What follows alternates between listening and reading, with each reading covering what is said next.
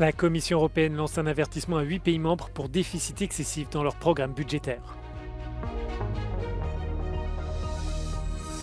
L'élargissement vers les Balkans occidentaux sera l'une des priorités de la présidence hongroise du Conseil de l'Union. La candidature ukrainienne devrait-elle connaître une pause pendant ce semestre?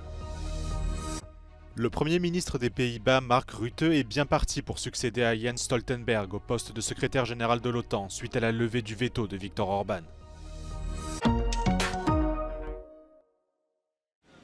La Commission européenne lance un avertissement à 8 pays membres pour déficit excessif. La mise en garde intervient à un moment délicat pour certains États. En Belgique, les négociations débutent en vue de former une coalition gouvernementale.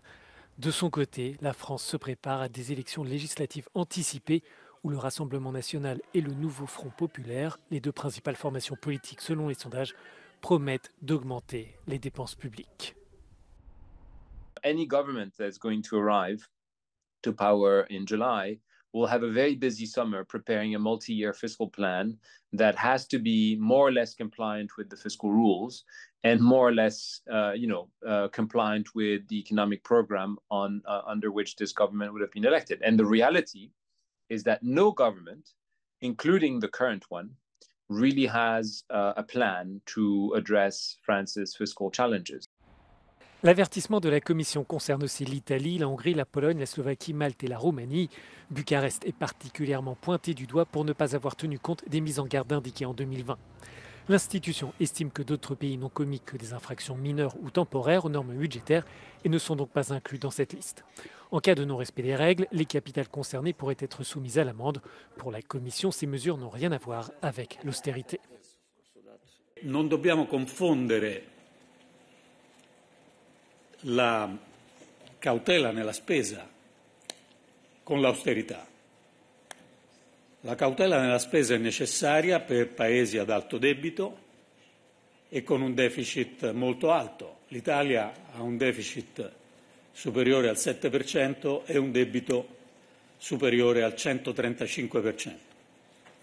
E quindi la cautela è d'obbligo e mi pare che il governo italiano ne sia consapevole. Selon les nouvelles règles budgétaires en vigueur depuis cette année, après le Covid-19, les pays de l'Union doivent maintenir leur déficit public sous la barre des 3% du produit intérieur brut et la dette ne doit pas être supérieure à 60% du PIB. Si un pays membre dépasse ces seuils, il doit garantir une trajectoire descendante plausible à moyen terme.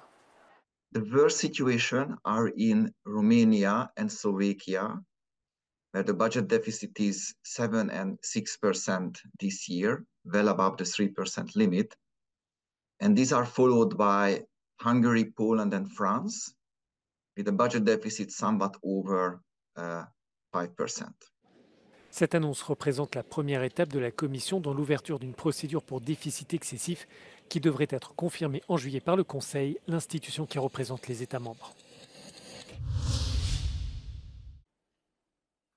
Make Europe Great Again, rendre sa grandeur à l'Europe. Voilà le slogan de la présidence hongroise du Conseil de l'Union européenne qui débute le mois prochain. L'ambassadeur hongrois auprès des institutions assure qu'il ne s'agit pas d'une reprise de la formule employée par Donald Trump lors de sa campagne présidentielle en 2016 aux États-Unis. Le diplomate précise que Budapest souhaite rendre l'Union plus forte et plus compétitive. Pendant son semestre à la tête du Conseil, la Hongrie compte faire de l'élargissement vers les Balkans occidentaux l'une de ses priorités. La candidature ukrainienne, en revanche, devrait connaître une pause pendant cette présidence. We very much would like to continue the negotiation talks with the Western Balkan countries. This is a good opportunity now and a momentum in order to be able to speed up the enlargement process of the Western Balkan countries. They have been waiting for this long time, and I think we should try to encourage to speed up the process and organize IGCs with the countries of the region, open clusters, close chapters, as many as possible. À propos de l'Ukraine, l'ambassadeur dit suivre avec attention l'évolution de la situation et assure que la présidence hongroise mettrait tous les aspects pertinents à l'ordre du jour si nécessaire. Mais il ne s'agira pas d'une priorité. La sécurité alimentaire sera aussi un dossier important pour Budapest, qui définit une agriculture durable comme un point essentiel de son action. Toutefois, la Hongrie rejette de nombreux éléments du pacte vert, comme l'adoption en début de semaine de la loi sur la restauration de la nature. La présidence hongroise du Conseil de l'Union débutera le 1er juillet et se terminera le 31 décembre.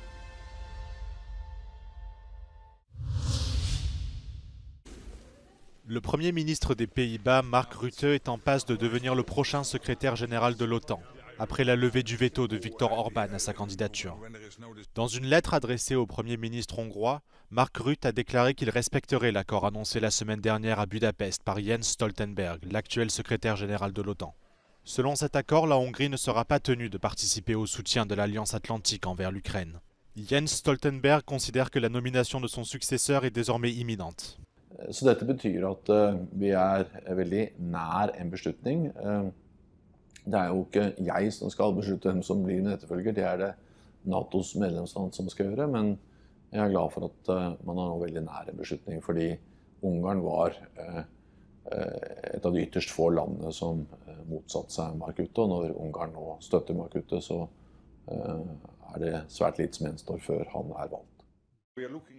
Mark Rutte a le soutien de la majorité des pays de l'OTAN, y compris des membres importants comme les États-Unis et l'Allemagne. Au début de l'année, la Turquie s'était opposée à la candidature de Mark Rutte, avant de revenir sur sa décision au mois d'avril. Bien que le président roumain Klaus Iohannis se soit également porté candidat au poste de secrétaire général de l'OTAN, les analystes estiment que Mark Rutte reste largement favori. Quelques jours après une défaite aux européennes qui a vu son parti arriver 3e derrière l'extrême droite de l'AfD, le chancelier allemand Olaf Scholz a rencontré les ministres présidents d'Allemagne de l'Est à Wittenberg, avec un sujet particulièrement brûlant, l'immigration clandestine. Il a annoncé un renforcement des partenariats avec d'autres pays en mettant l'accent sur le contrôle des frontières. Wir wollen Migrationspartnerschaften abschließen, in denen wir es besser hinkriegen, dass diejenigen, die zurückgehen müssen, weil sie hier nicht bleiben können, auch zurückgenommen werden. Das ist die größte Herausforderung in diesem Zusammenhang, dass wir das nicht ganz alleine in der Hand haben, sondern Partner finden müssen in der Welt, die uns helfen, unsere Ziele durchzusetzen. Aber das gelingt in großem Umfang und wird sich auch weiter fortsetzen. Des mesures importantes ont été prises pour réduire le nombre d'immigrés clandestins et ont introduit des réformes pour une meilleure intégration des réfugiés légitimes qui ont fui les guerres ou les persécutions. Mais pour certains dirigeants des Länder de l'Est du pays, ces mesures ne suffisent pas. Vladimir Poutine et Kim Jong-un signent un pacte d'assistance mutuelle en cas d'agression contre la Russie ou la Corée du Nord. Aucun détail n'est révélé sur le type d'assistance prévu dans ce partenariat stratégique signé par les leaders russes et nord-coréens. Kim Jong-un évoque un traité tourné vers l'avenir et exclusivement pacifique. De son côté, Vladimir Poutine estime que Pyongyang a le droit de prendre des mesures pour assurer sa sécurité. Le chef du Kremlin ajoute que la Russie n'exclut pas une coopération militaro-technique avec la Corée du Nord. Vladimir Poutine a par ailleurs remercié Kim Jong-un pour son soutien à la guerre que la Russie mène en Ukraine. Les chancelleries occidentales s'inquiètent des transferts technologiques que la Russie pourrait accorder à la Corée du Nord en échange de munitions. Le soutien russe pourrait renforcer la menace que représente le programme nucléaire nord-coréen. C'est la première visite de Vladimir Poutine à Pyongyang en 24 ans. Depuis le début de l'invasion russe de l'Ukraine en février 2022, Moscou et Pyongyang ont opéré un rapprochement face à ce qu'ils désignent comme l'hégémonie occidentale. Aux côtés de Kim Jong-un, le président russe dit souhaiter que les sanctions des Nations Unies contre la Corée du Nord soient réexaminées.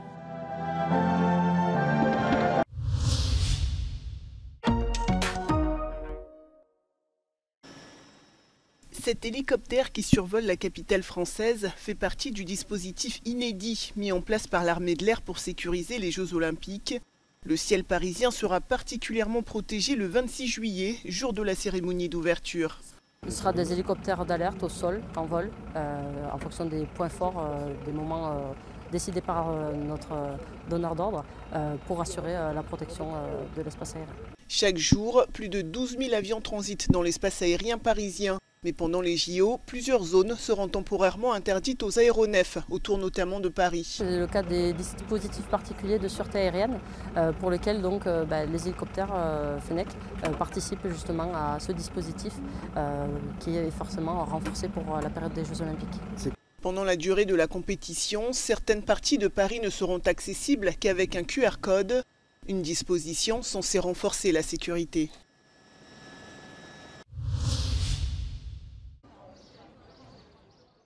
Vague de chaleur et orages puissants sur le vieux continent. La Turquie est frappée par une vague de chaleur intense et le mercure dépasse les 40 degrés. Dans les régions méridionales, les températures et le taux d'humidité dépassent depuis plusieurs semaines les moyennes annuelles et boostent l'affluence sur les bords de mer. La vague de chaleur frappe également la Hongrie. Les services de santé hongrois ont décidé de placer le pays en alerte chaleur maximum. L'alerte chaleur entrera en vigueur à partir de minuit et sera maintenue jusqu'à samedi pour l'ensemble du pays. Les médecins conseillent de penser à s'hydrater davantage durant ces épisodes de forte chaleur. Les prévisions météo n'excluent pas qu'un record de température soit battu ce mercredi. Ces températures élevées s'installent à quelques semaines des Jeux Olympiques de Paris et des experts s'inquiètent des risques pour la santé des athlètes. Pour l'heure, c'est l'Euro 2024 qui fait face aux caprices de la météo. Dans l'est de l'Allemagne, un orage violent a entraîné ce mardi l'évacuation et la fermeture de la fan zone de Leipzig. Les prévisions météo ont placé en alerte vigilance intempérie les régions de Düsseldorf et Mayence. Le risque d'orage violent s'étend jusqu'au centre de l'Allemagne.